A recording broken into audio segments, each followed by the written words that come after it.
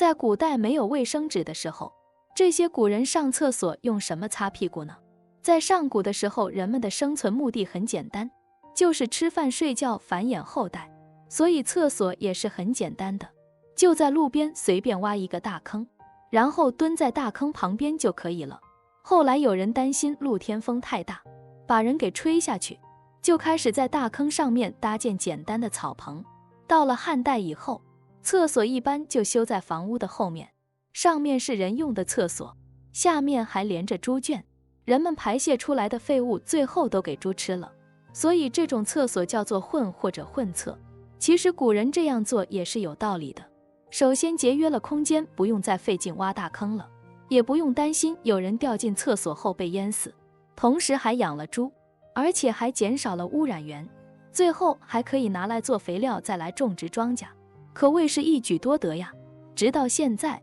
还有一些老百姓也把尿壶叫做夜壶，即使在古代它还有一个名字叫做虎子，大概是表示古代人对老虎的讨厌或者蔑视吧。到了唐朝以后，开国皇帝李渊的爷爷叫做李虎，由于古代人讲究避讳，于是这虎子就变成了马子。当然随着人们生活水平的不断提高，人们对马子的要求也不断的提高，不仅要拿来装尿液，还要能够拿来装粪便，就开始形成了桶的形状，这也就是马桶的原始模样了。其实厕所的不断进步，也是象征着社会的不断进步。现在我们每个人上厕所的第一反应就是找卫生纸，可是古代有纸吗？造纸术在汉朝的时候才开始改进，并拿来普遍使用的，但在当时是被当作文化用，凭普通人肯定不会拿纸来擦屁股的。直到元朝以后，人们才开始逐渐的拿纸张来擦屁股，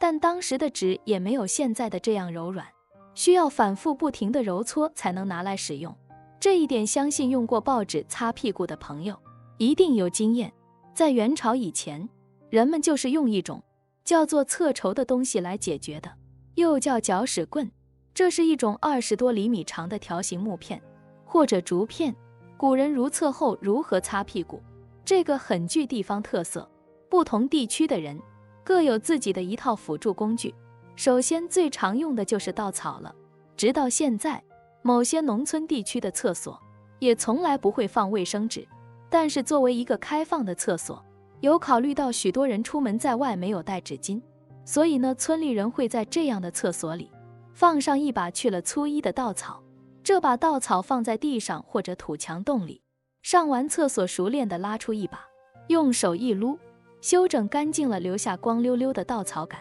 然后蹲下来像拉锯条一样来回2次，感觉不够干净就继续撸上一把，即使有2把就足够了。使用完的稻草呢，就直接扔进茅坑里，又是肥料也很干净。唯一的问题就是稻草上还有细毛，如果没有撸干净的话，粘在屁股上会很痒的。还有人会使用树叶，这些美丽的树叶不但为这个世界带来了葱葱的绿意，同时也为我们祖祖辈辈解决了上厕所没有纸的问题。用昂然的绿意为我们带来了会呼吸的绿色手指。你想象一下，置身于山林野外，解决人生头等不可忍受之急事，畅快无比。然后周边有无数的花花草草，你随手摘几片干净翠绿轻柔的叶子，往屁股上一擦，立马干干净净。再接着让树叶和翔都尘归尘土归土，化作春泥更护花。想想还有点浪漫呢。还有的人会习惯地用石头或者土块与稻草之溜滑树叶之轻柔绿色相比，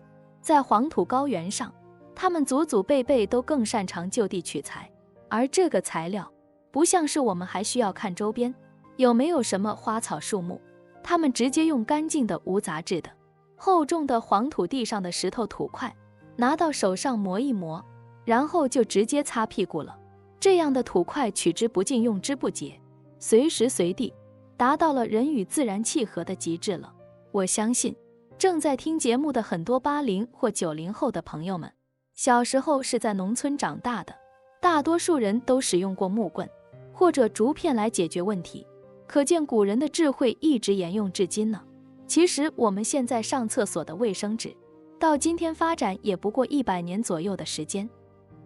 欢迎关注我的频道，这样就不会错过更多精彩内容。